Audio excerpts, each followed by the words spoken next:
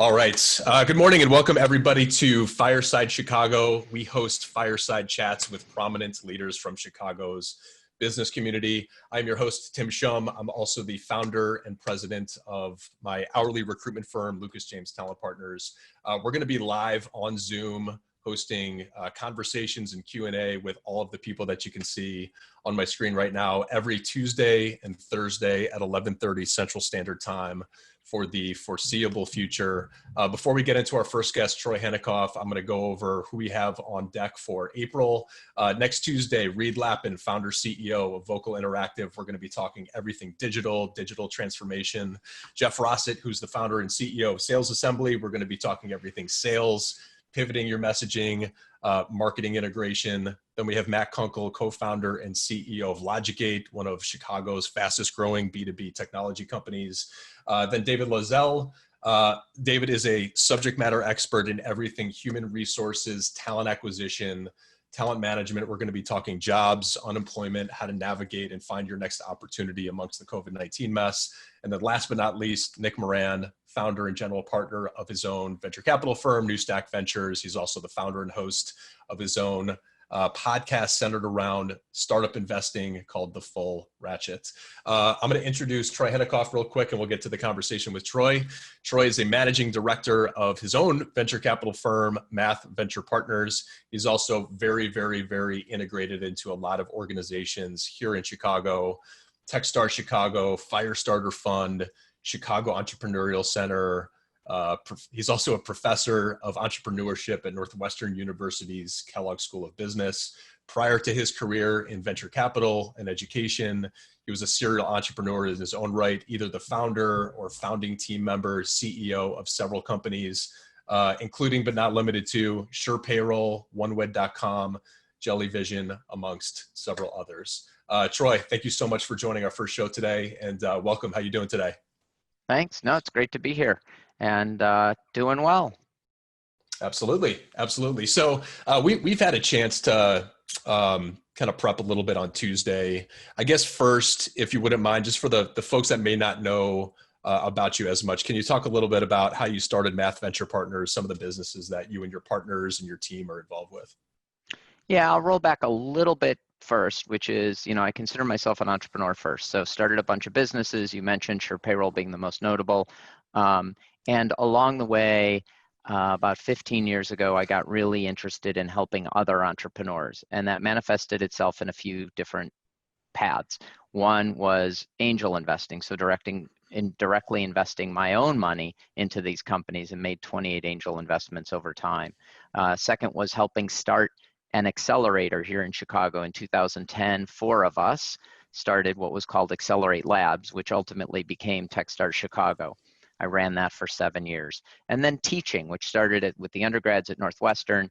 Then I added the grad school at Booth, University of Chicago Booth. Then I switched from undergrad to grads at Kellogg. So for a while I was teaching at both Kellogg and Booth. I think I was one of the few people who have ever done that at the same time. But again, it's actually an important message, because it's not about loyalty to a particular school. It's about helping entrepreneurs. And if I can help entrepreneurs on the north side and the south side, great. The more the merrier. And then as I was running Techstars back in the end of 2013, Mark Ackler, who was the lead investor in SurePayroll back in 2000, so we've known each other for over 20 years now, Mark Ackler and I got together and said, wow, there is a lot going on in Chicago in entrepreneurship, and there really isn't enough capital available. And we had this unique spot where I'm sitting running Techstars in the middle of 1871, the 150,000 square foot co-working space in Chicago, seeing all these companies come through Techstars and helping, and Kellogg and Booth, and it just seemed like we were in a great position to start a fund. So we started our first fund, which closed in 2014. We named it Math Venture Partners. That's capital M, capital A, capital T, capital H, because it stands for Mark Ackler Troy Henikoff. It has other meanings as well. We're very data driven, but and we started investing in local companies. One of which is coming up on your future podcast with Matt Kunkel, and Logicate is one of our portfolio companies. Matt's awesome. He actually went through Techstars my last year, and then Matt made a seed investment in them. But So fast forwarding to math. So today I spend most of my time with math venture partners. I still teach at Kellogg, and I do a lot of work with Techstars. I'm no longer running Techstars, but I'm what they call a venture partner. And so I actually mentor 3 of the programs across the Techstars universe. So Techstars has about 55 locations running across the globe today. And I mentor the managing directors of 3 of them, including obviously Chicago with Neil Sales Griffin. Very good. Very good. By the way, team, Q&A button is below. If you have any questions for Troy, put them in the Q&A section. We're going to save the last maybe 6, 8, 10 minutes to go to those questions. We'll ask Troy those directly. So make sure if you have questions for Troy, put them in there. Yeah, the more interactive, the better. This is for you guys, not for me. Absolutely. Absolutely. My first question while everybody else is doing that, we had a prep call on Tuesday. You had mentioned 8 a.m. to 8 p.m., half-hour, 2-hour blocks. You're talking to business owners, entrepreneurs, founders, C-level executives. You're on the board of several companies, lots of different industries, lots of different stages. Walk us through some of those conversations. What's happening in Chicago and beyond from your seat? Yeah. So, we all know this, that about 4 weeks ago, the world changed, and it changed pretty dramatically, and it changed pretty quickly. And so, math has direct investments in about 45 companies right now. And if you think about it, I failed to mention, so there's a third partner as well, Dana Wright. So Mark and I started the fund. Dana joined initially as an investor in the fund, then as an executive in residence, and then as she started working with our companies, we roped her in and she became an equal partner. And so for Fund 2, Math Fund 2, Dana, Mark, and I are all equal partners. So if you think that the portfolio is roughly divided in thirds, we each have roughly 15 companies that we're pretty actively working with. And so when the world changed 4 weeks ago, I thought, I'm going to be working from home. Things are going to be more mellow. I'm not going to, I live in Evanston. It takes me an hour to get to work, whether I take the train or I bike. I never drive. An hour back, so I'm going to get 2 hours back of my day, no running between meetings. I'm going to have all kinds of free time. And it turns out that from that Monday, what was that, March 16th, I had back-to-back meetings from 8 a.m. to that week. It was until 7 or 8 p.m. It was like 10, 12 hours of back-to-back meetings, like literally not a slot open. Because all of these entrepreneurs were struggling with, what do I do next? How do I handle this? Should I be cutting? Should I be leaning in? Should I be, and it was a little bit frantic on their end. And of course we want to help. And, with our investment, sure, we can always help with capital, but where we've always thought we can add the most value to the companies is with our experience. So we've all lived through this, right? So, Mark and I have some stories about Sure Payroll. So we started that company in late 99. We went through the dot-com bubble. We went through 9/11. We went through 2008. Dana spun up a division out of ConAgra in 2000, right before the crisis in 2008, lived through the 2008 crisis, had a successful exit later on. So we've seen this before and think that we can help them navigate these rough waters. What's fascinating is that it's not universally rough, that we have some companies where things are really hard. We have one that even has chosen to mothball the company for now. So what they've chosen to do, they have a bunch of cash in the bank, and they said, wow, we could struggle and burn through cash for some undefined amount of time and then hopefully make it out the other end. But there really isn't much for us to do today. I won't tell you what their business is because it would reveal who the company is. But instead, we're going to put it on mothballs. And we have a set amount of cash today. And when we take it off mothballs, whether it's 2 months, 3 months, 6 months, or 12 months later, we'll have that same amount of cash sitting in the bank. And they've chosen to do that.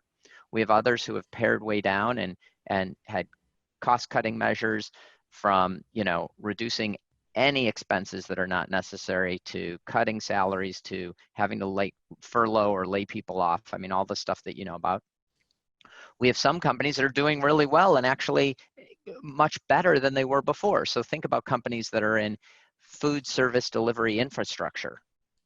Like we got one of those and he has 5 times the inbound leads that he normally has. And they're closing at a 50% higher rate. Like that's nutty, right? We have another company that's in remote work. Well, they're supporting remote work. They, again, have 5x the number of leads. So they're companies, but still they have difficult decisions. You would think it would be really easy. But remember, fundraising is going to be very hard for a while, right? Most of the people who have been investing in these early stage companies, certainly the angel investors, all of a sudden took a 30% haircut. And they're really worried about their capital. So they're not eager to be writing checks. They thought they were really rich because the stock market told them they were, and they were really comfortable writing checks as the value of their portfolio was going up. But when the value of their portfolio took a 30% dip, wow, did they clam up.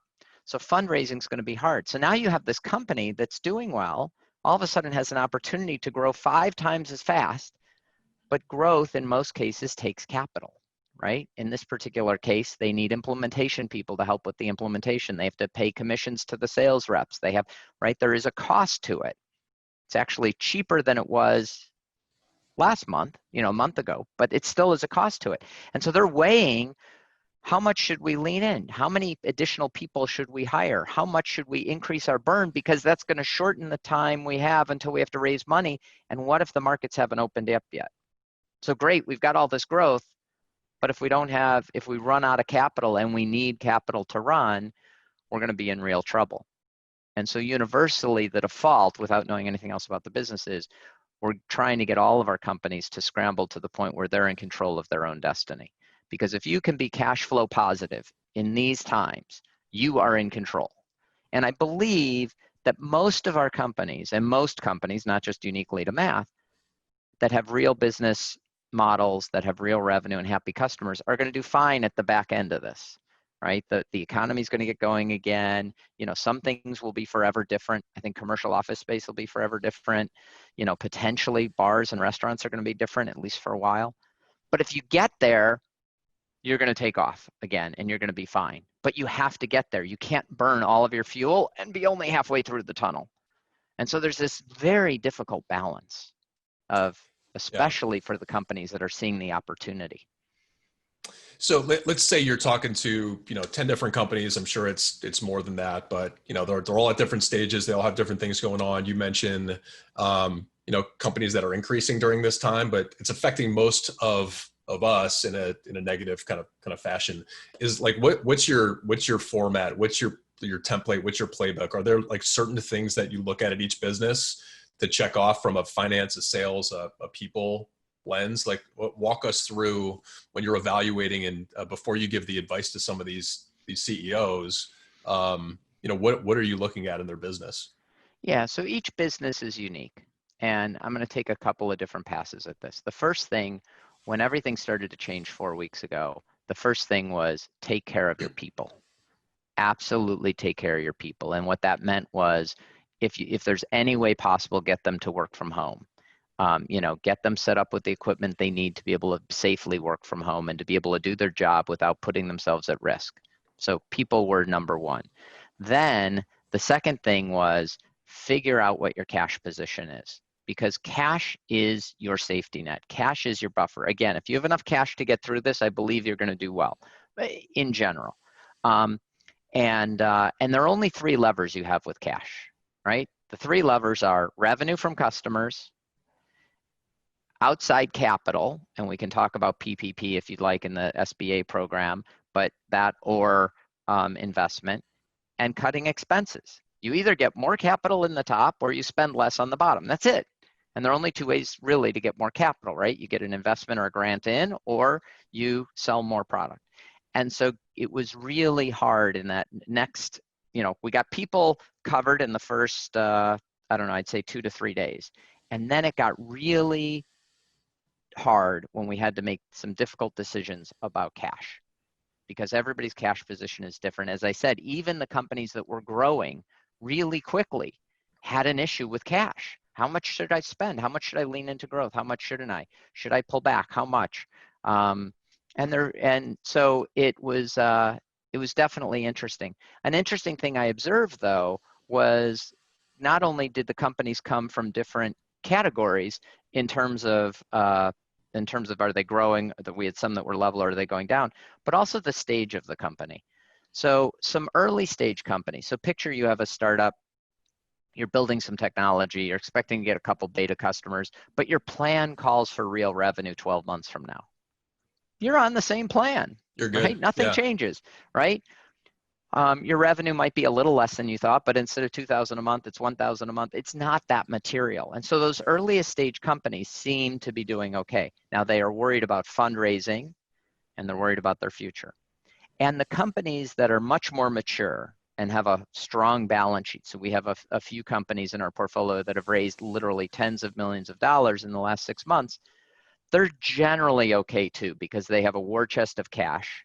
They are, a couple of them that have a lot of money are making cuts because they don't have the customers, so they don't need the salespeople, customer service, et cetera. But they're trying to right size their staff to match where their revenue will be, but they have enough of a war chest to go through. The ones that feel the pain the most, in my opinion, are the ones that were close to cash flow positive. We're probably doing 100K, 200K a month, whatever it is. And all of a sudden that got cut in half or got cut by 75% in some cases. And they weren't relying on outside capital to survive. They were relying on their own revenue, and their own revenue just got cut dramatically. And that is a really difficult place to be. And they're the ones who are feeling the pain the most. Sure. That makes sense. Yeah, for everyone attending, I would venture you, if you're not following Troy or Math on LinkedIn, definitely follow Math Venture Partners on LinkedIn. Troy puts out videos on a fairly consistent basis. He's a professor at Northwestern. They're very impactful videos on how to lead a company during these times. One of the takeaways that I've had from your videos is to really model your company out. So, what does the cash look like? What are your forecasts from a sales and marketing standpoint? What's your CAC, your cost to acquire a customer?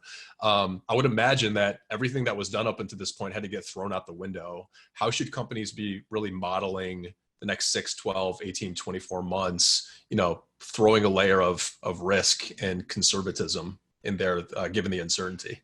I just had a conversation last night with one of our CEOs. So he has a company that's been hit pretty hard. And he had a great financial model, and we worked a long time on the financial model with him, and it was really pretty good. He has taken to putting a layer on top of it, which is how much he thinks his revenue is going to degrade. And so he had taken cuts of 70% for the months of April, May, and June. And then he says 40% in July and August, 20%, and he gets it back to zero by December. That's his approximation of the impact that the pandemic is going to have on his business. His underlying model was similar, but he just took what his revenue stuff was going to be and dropped it by that quantity every month. So far, he seems to be pretty accurate. So one of the things that we're looking at is how well is he modeling what's happening in reality. And one of the things that we know for sure is the only thing about a financial model we know for sure is that it's wrong. And so how do we continually improve it so that it's more and more reflective of reality? Gotcha. That makes sense. Yeah, I think for our business, it's, it was hard to model during good times. And, we're an hourly recruiting firm that helps companies hire. So we had good times. And then, at the end of this, I think as companies lay off, unfortunately, human resources and recruitment is going to get hit. So there's going to be an opportunity for us to keep things for companies to keep things variable and we'll be in demand then, but we're kind of in this uncertain period. And I got to imagine there's a lot of other companies kind of in that stage.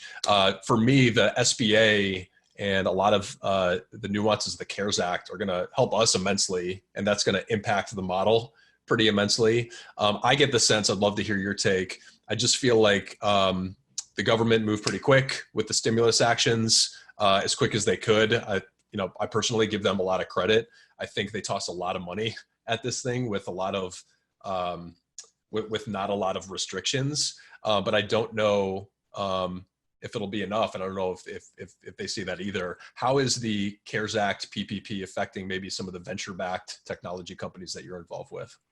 Yeah, so the CARES Act, the initial $349 billion that was allocated to helping the payroll protection program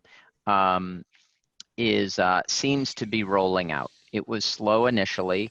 The banks were not ready, frankly, because the government had to do its thing, and then the money is delivered not directly by the SBA, but through the actual banks.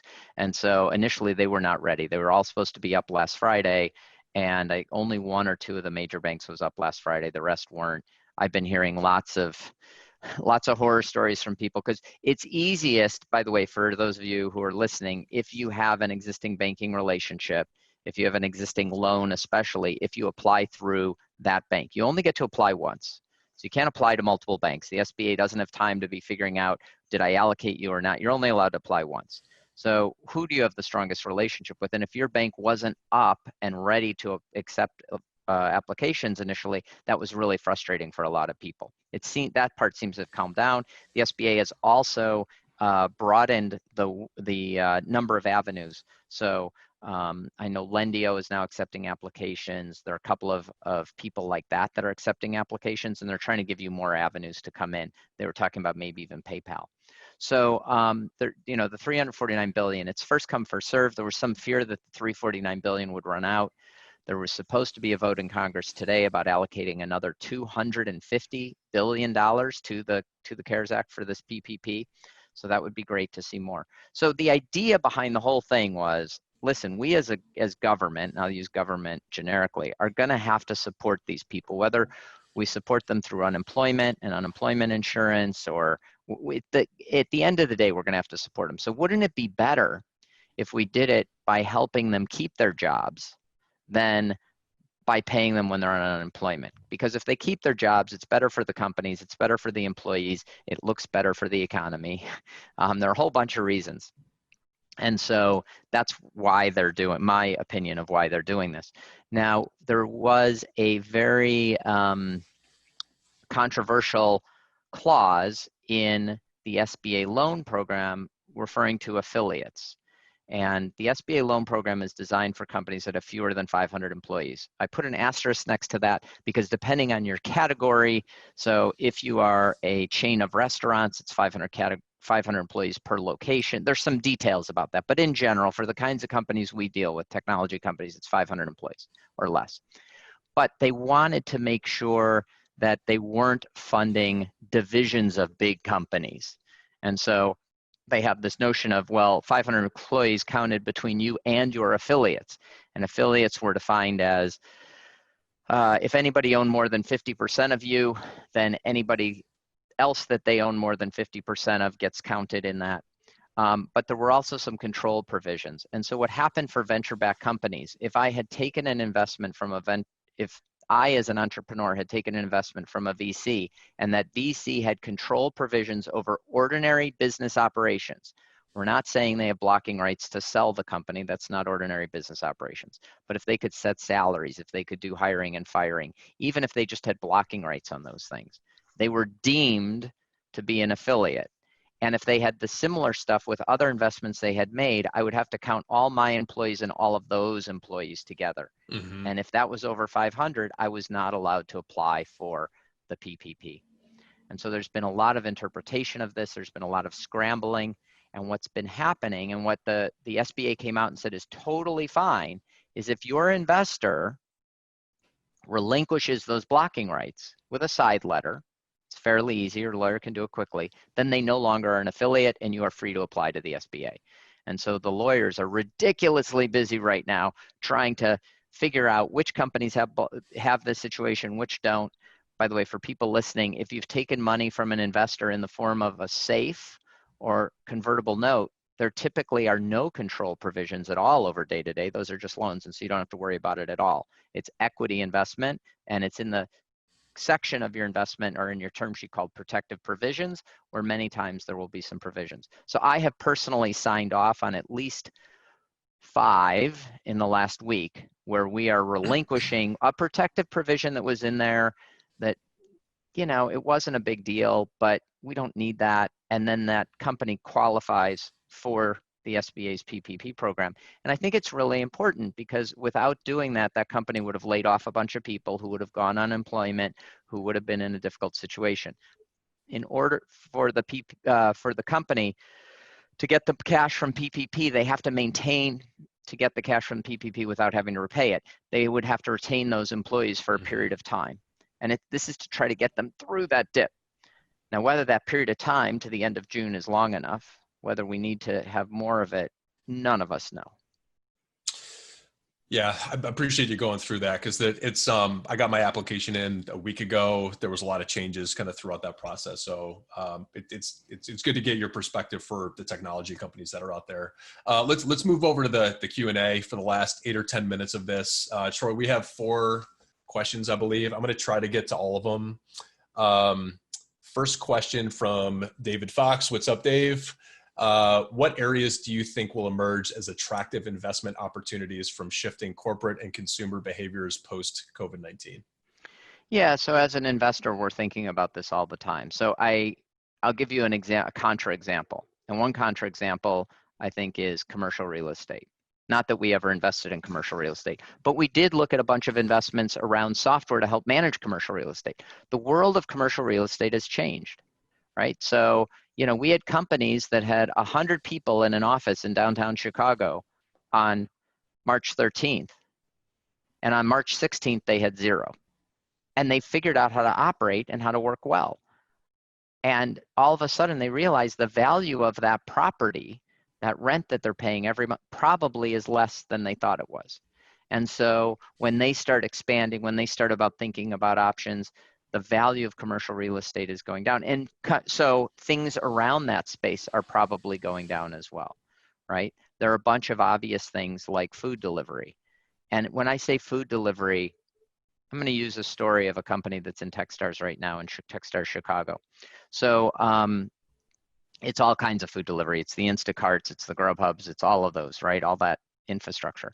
But we talked about restaurants going out of business. So there's a company in Techstars Chicago called GoNanny. And what GoNanny was doing was they were providing a software layer that allowed daycare facilities, childcare facilities, to leverage their teachers for transportation for those families who had 2 working parents and couldn't transport their kid to and from daycare. And so what that looks like is, as a parent with a couple of young kids, you probably wouldn't want to hand your kid off and put them in an Uber, little 2-year-old, to go to daycare. That's, probably illegal, but certainly not appropriate. Sure. But if one of the teachers who was at your daycare facility, who was already a trusted teacher taking care of your kid, if one of the teachers showed up to pick up your kid with a car seat in the car, you'd be more than happy to hand the kid off to the teacher and have the teacher come in. And so what it enables the double working parents to leverage daycare, not have to pay for an in-house nanny. It gives the teachers a little bit of extra revenue because they get paid for it, and the daycare facility gets more customers. It's awesome. Except 4 weeks ago, all daycare centers closed. They're done. They're, well, not done permanently, but they're out of business for now. And this is an early stage startup that was counting on that revenue, and they just shut down. And the CEO, Patrice, was obviously very bummed. And then she had an aha moment. And the aha moment was, wait a minute, I'm hearing about all these restaurants that don't do delivery that are going out of business and shutting their doors. And they can't get on Grubhub and stuff quickly, and it's hard, and they're not even appropriate for that. They're more sit-down restaurants. What do? And she's like, well, wait a minute, my software is not a kid delivery software. It's a delivery software platform for logistics generally. So now mirror everything. The software GoNanny has been adapted for restaurants. The restaurants are now up and running, cooking food, selling food to consumers. The servers who were out of a job when the restaurant was shut down have become the delivery drivers, just like the teachers were the delivery drivers. And now consumers are getting food, restaurants are in business, the servers have a job, and GoNanny has to look for a new name. But they're operating. So it's awesome to see the creativity that comes around this. And it's highlighting where the opportunity in daycare, childcare, is probably down. The opportunity in serving delivery infrastructure is way up. I would say if you're a company, a leader, a manager that's not looking at this and saying, what was my messaging? What was my buyer? What did my buyer look at our product or service in terms of the value pre-COVID? And then make some assumptions and predictions about what it's going to be like post-COVID. And if you're not pivoting what the value drivers of your product or service are, and then speaking to those. I think there's definitely a missed opportunity. To Dave's question, it's probably a lot easier to maybe think of some of the industries that are going to get hit the hardest, and it's probably almost like yet to be seen where the actual opportunities from an investment standpoint. So leading to our next question, it's a little bit longer from Tom Dillon. I'll just paraphrase. It sounds like Tom is a kind of a pre-seed company, pre-revenue, got a pilot going on. He is looking for maybe advice on how to fundraise for maybe people in his shoes or what they should be thinking about. Yeah, so the reality is that pre-seed is likely going to be much harder, especially if you're expecting to get money from angels, because most angels, individual investors writing checks out of his or her personal accounts, they've seen the value of their portfolio go down, and they're not excited about putting more checks out right now in general. If you happen to be in a really hot market, so one of our other companies that's in food delivery infrastructure business has had a bunch of inbound from serious investors. These aren't angels. This is a company that has 100 employees, but who are looking to make an investment because they said, aha, I see this. The future of the world is food delivery. We want to invest in food delivery. That's a sector we want to put time into. And so they found one of the best, and they're doing inbounds now. But from your question, and I glanced over it out of the corner of my eye, it sounds like you're in the restaurant bar industry. That's a tough industry to be selling into right now, as we know, because restaurants aren't operating the way they used to. They're doing delivery only in Illinois, at least. Bars are closed. Although some bars are doing delivery of if they're a microbrewer of their beer, and even some have their kitchen open.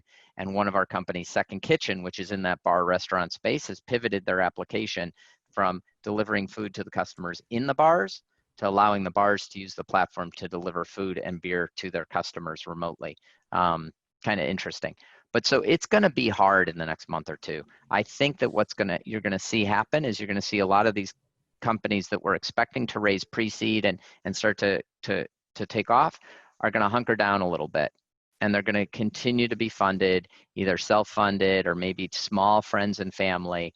They're going to really pull back on spending, pull back on hiring, get the product right, get the tech right, do whatever you can to be ready so that when it does open up again, you're in an even stronger place. And I think we're going to see a lot of that. There are a lot of awesome companies that have come out of downturns. And especially a time like now where there are a bunch of people who are laid off who don't have an opportunity to get another job. So they're going to sit down and they're going to start working on that business that they've always dreamed of, right? Doesn't take a lot of money to start coding and start building something. Doesn't take a lot of money to start building marketing materials. Doesn't take a lot of, and if you're going to be sitting at home anyway, now is the time.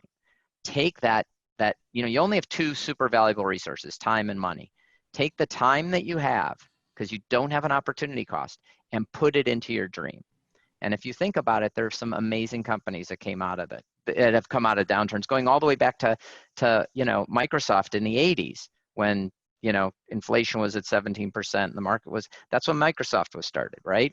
Google was started late 90s, but lived through the whole dot-com bubble, all that stuff. Facebook really took off in right around 2008. It's pretty crazy. But big companies have been started in downturns, and there's a reason for it.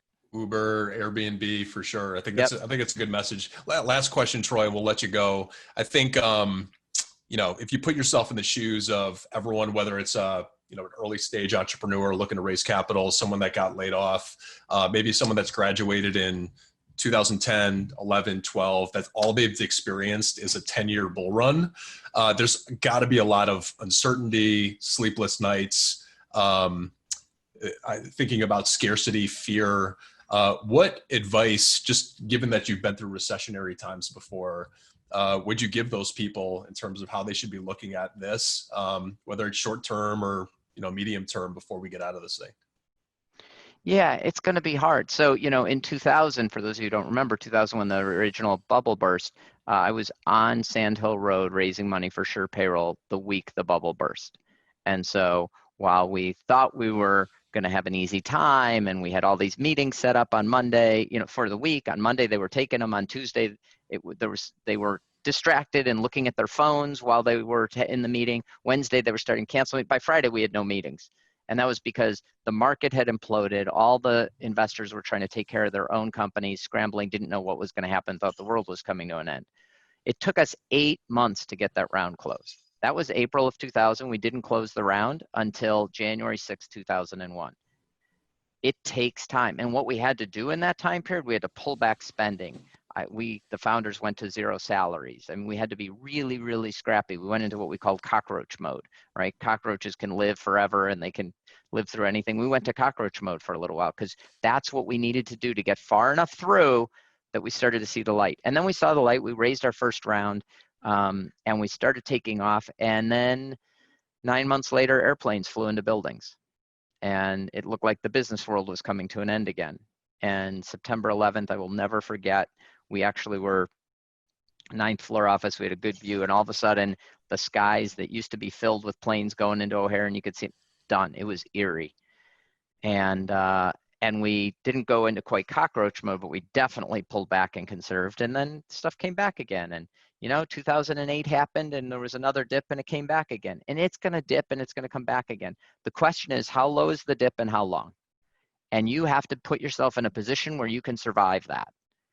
And that's why we're, with our companies, with our CEOs, but they're cutting back on expenses. They're cutting back on salaries. They're, sometimes they're having to cut people. Many times they're having to cut people.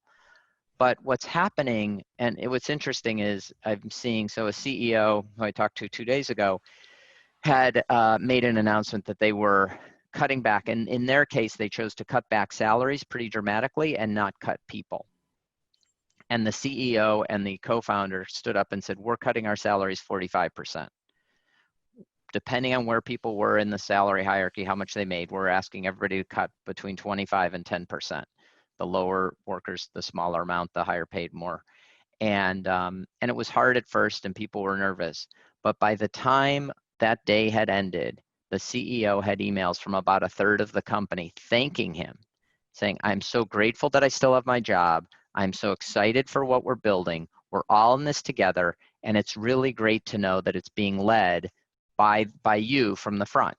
And so it was awesome to hear that this difficult time actually brought people together. And if done right and positioned right, you can use that message to bring people together. But you've got to lead from the front. And part of it was because he stood up and said, listen, I'm taking, twice as big a cut as anybody else.